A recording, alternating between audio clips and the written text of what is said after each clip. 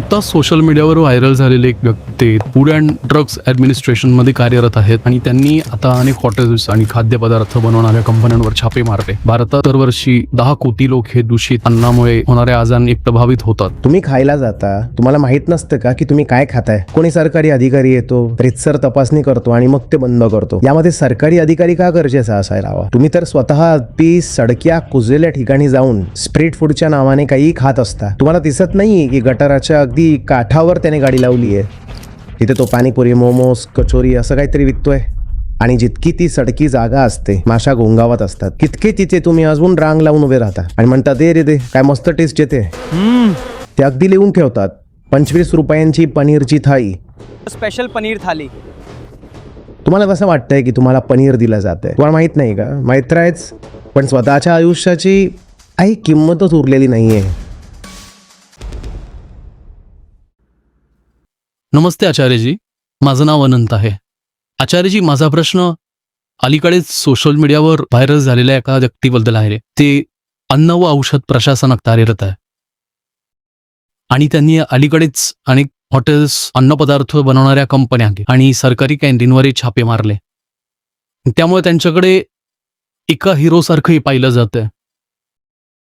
तर यावरून एक गोष्ट मला चांगली वाटली की कोणीतरी आपलं काम करतंय आणि मलाही हे जाणून घ्यायला मिळालं की आपण बाहेर जे अन्न खातं ते पूर्णपणे शुद्ध नाहीये. पण एक प्रश्न असा येतो की एखादी व्यक्ती जी आपलं काम करते, त्यांना पगारही मिळतोय, त्यांना हिरोसारखं पाहणं आपल्यासाठी तितपत योग्य आहे. आणि मग यावरूनच अन्न सुरक्षेबद्दल माहीत पडलं की भारतात दरवर्षी 10 कोटी लोक दूषित अन्नामुळे होणाऱ्या आजारांनी बाधित होतात. आणि भारतात अन्न सुरक्षेवर तर त्याचे 2 पैसे अन्न सुरक्षेवर खर्च होतात, पण अमेरिकेत हे 10 पट जास्त आहे. आणि तिसरा आकडा कॅचचा आहे, 2023चा रिपोर्ट आहे. तो असं सांगतो की सॅम्पलमध्ये ज्या काही त्रुटी आढळल्या यापैकी 85% प्रकरणांमध्ये कोणतीही कारवाई झाली नाही. तर जो सामान्य माणूस आहे त्याच्या आयुष्यासाठी अन्न सुद्धा सुरक्षित नाहीये. तर सामान्य माणसाचं आयुष्य एवढं स्वस्त झालंय. धन्यवाद. किती स्वस्त आहे तुमचं आयुष्य हे तुम्ही ठरवाल ना, दुसरं कोणी काय ठरवणार? तुमच्या आयुष्याची काय किंमत आहे हे तर तुम्हालाच ठरवायचं. जेव्हा तुम्हीच तुमच्या आयुष्याची किंमत करत नाही, दुसरं कोणी का करेल? अन्न सुरक्षा इत्यादी विभागांचा कोणताही कर्मचारी किंवा अधिकारी तरी का करेल? मग कोणीच करत नाही. जेव्हा कोणी आपल्या कर्तव्याचं पालन करतं तेव्हा मग त्याला कौतुक मिळतं, त्याला हिरोसारखं पाहिलं जातं. यात आश्चर्य वाटण्यासारखी काय गोष्ट आहे? हे तर चांगलीच गोष्ट आहे. लोक आपल्या कर्तव्यांचं पालन करत नाहीयेत. तुम्ही एक नोकरी स्वीकारली आहे. प्रत्येक नोकरी हा एक करार असतो ना, एक ॲग्रीमेंट आहे, एक करार आहे की एवढे पैसे जर मी सरकारकडून घेतोय तर बदल्यात मी महिन्याचं एवढं काम करीन प्रामाणिकपणे.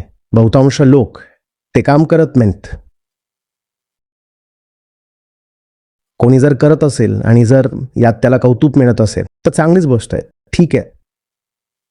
हो, हे नक्कीच आहे की कदाचित ही ती पहिली एकटीच नाही आहे जी निष्ठेने आपलं काम करते आणि प्रसिद्धी सगळ्यांनाच मिळत नाही, एखाद दुसऱ्यालाच प्रसिद्धी मिळते. पण चला, ज्यालाही मिळाली चांगली गोष्ट नाही तर कदाचित एखाद्या योग्य व्यक्तीलाच प्रसिद्धी मिळाली तर यात मी काय बोलू शकतो? यात मला हे सुद्धा समजत नाहीये की तुम्ही आक्षेप का घेताय. हे तर ठीक आहे, चांगलं आहे. कसले कसले लोक आपल्याकडे सेलिब्रिटी बनून बसलेले असतात. एखाद्या माणसाने आपलं कर्तव्य बजावलं आणि या कारणामुळे त्याला प्रसिद्धी मिळते तर आपण तर सहमत व्हायला हवं ना. ठीक आहे, आता आपल्या आयुष्याची किंमत किती आहे मी काय सांगू किती आहे? हे तर भाऊ तुमच्यावर कोणतंच माप असू शकत नाही ना जे तुमच्या आयुष्याची किंमत ठरवेल. जगणं मरणं सगळं अहंकारालाच आहे. तोच आहे आतला जगणारा घटक, द लिव्हिंग एंटिटी. तोच ठरवेल की किती जीवनात मूल्य आहे. आणि जीवनाला आपलं मूल्य तुम्हालाच द्यायचं आहे.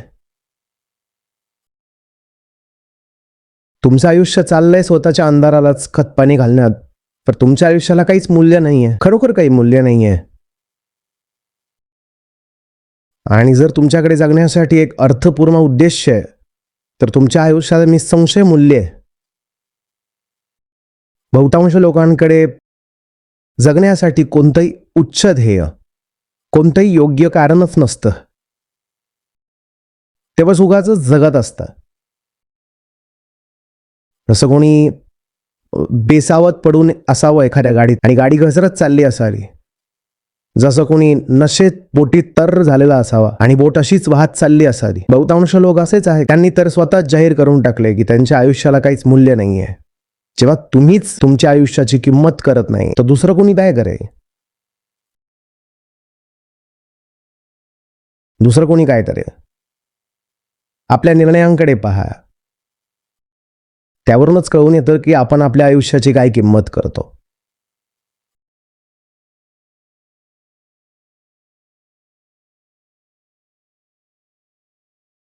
खूप लोक म्हणतील की आम्ही उलटसुलट यामुळे खातो. खाण्यापिण्याच्या मुद्द्यावर चर्चा चालली म्हणून सांगतोय. आम्ही उलटसुलट यामुळे खातो कारण आम्ही खूप गरीब आहोत. गरिबी हा जो गरिबीचा मुद्दा आहे, याच्यावर अजून लक्ष देण्याची गरज आहे. एवढी गरिबी की माणसाला नीट जेवता येऊ नये,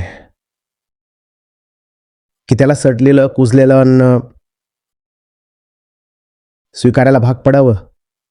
एवढी गरिबी फक्त परिस्थितीजन्य असते का? सिच्युएशनल असते, योगायोगाने असते, अपघाती असते एवढी गरिबी.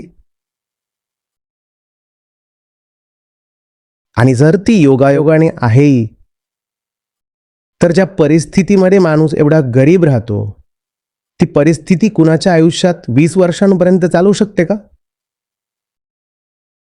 मी तरुणाबद्दल बोलतोय, लहान मुलाबद्दल नाही की जो अगदी लाचार आहे, ना 90 वर्षांच्या वृद्धाबद्दल की ज्याच्या शरीरात आता ताकदच उरलेली नाही.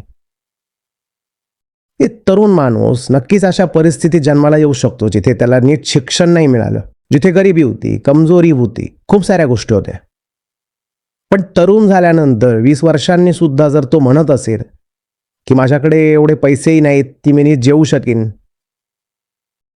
तर हा प्रश्न स्वतःला विचारणं गरजेचं आहे ना, की काय ही गोष्ट खरोखर फक्त तुमच्या परिस्थितीची आहे? खरोखर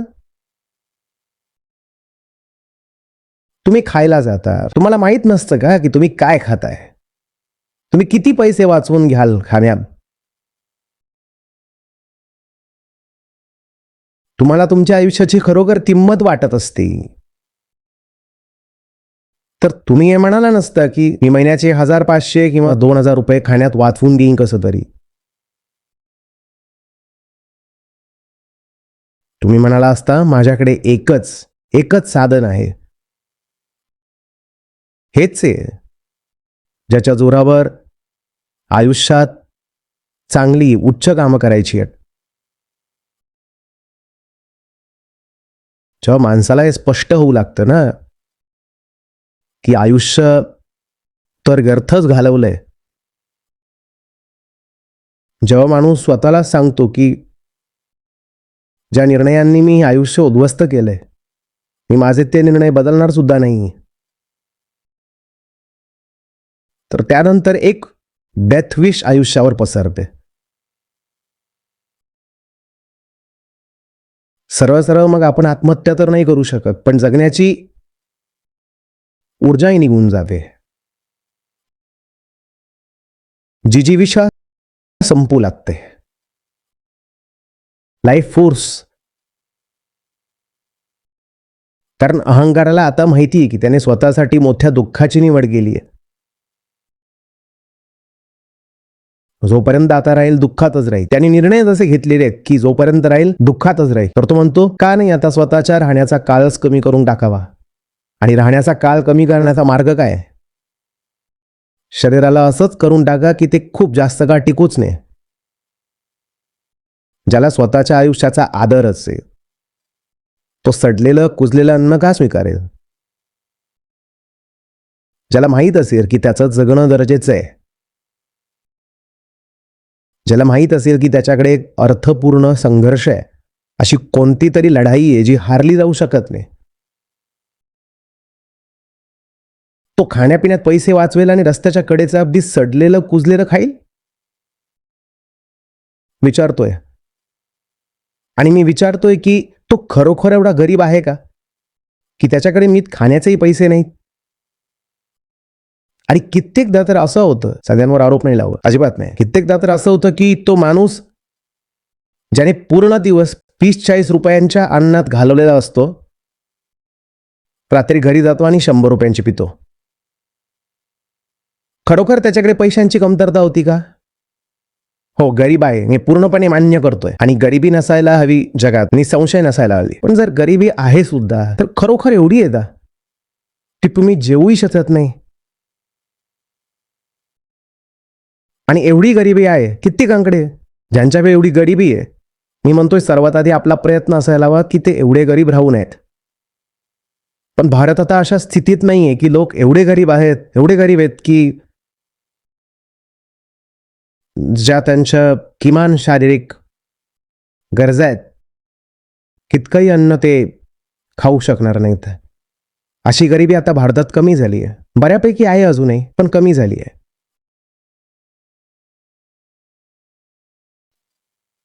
का गरजेचं आहे की कुणी सरकारी अधिकाऱ्याने जावं आणि त्याने बंद करावं की या जागेवर घाण खूप आहे, या जागेवर घाण खूप आहे, तुम्ही खानावळ बंद करा, हा ढाबा बंद करा, किंवा जो काही आउटलेट आहे बंद करा आहे.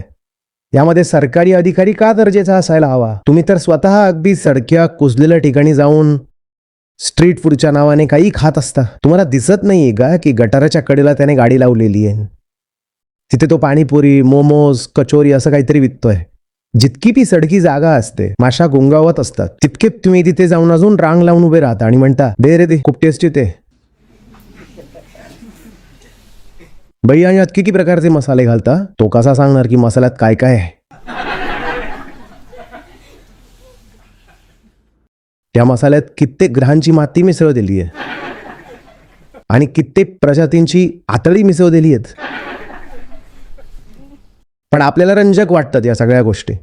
का गरज पडायला हवी होती की कुणीतरी तपासणी करावी, कुण्या सरकारी अधिकाऱ्याने यावं, रीतसर तपासणी करावी आणि ते बंद करावं? व्हायला तर हे हवं होतं ना की ग्राहकांनीच बंद केलं असतं. बोला, व्हायला तर हे हवं होतं ना. ग्राहकांकडून बंद करणं खूप सोपं असतं. कसं? जाऊच नका ना त्याच्या दुकानात, आपोआप बंद होईल. सरकारी अधिकाऱ्याची गरजच पडली नसती, त्याचं दुकान आपोआपच बंद झालं असतं. एकतर त्याचं दुकान आपोआप बंद झालं असतं किंवा मग त्याने आपल्या दुकानात स्वच्छतेची सोय केली असती. तुम्हाला माहित नाहीये का की दूध आणि पनीरचा बाजारात भाव काय आहे?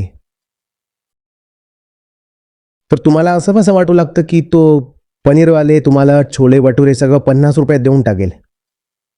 असं कसं वाटू शकतं?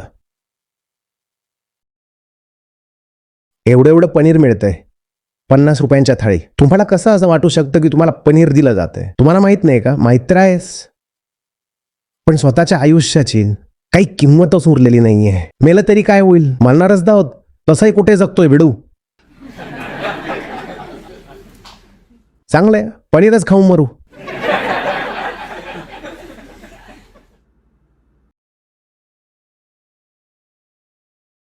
ते अगदी लिहून ठेवतात 25 रुपयांची पनीरची थाळी. 25 रुपयात पनीरची थाळी? कशी कशी?